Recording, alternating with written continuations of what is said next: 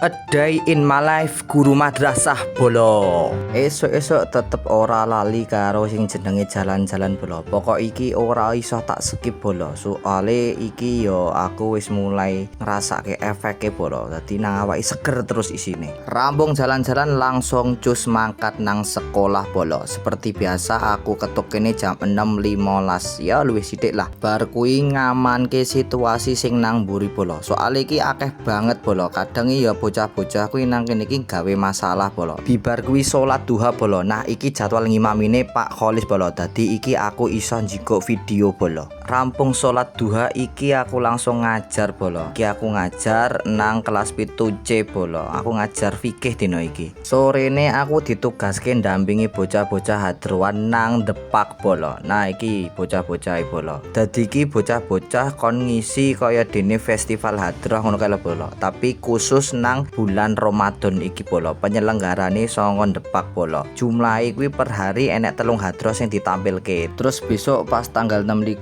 kabeh hadroh sak Sukoharjo kuwi dadi siji tampil bareng nang kene bolo. Ya kira-kira enek 30 hadrohan lah paling ora. Mat imbahe mat. Mat.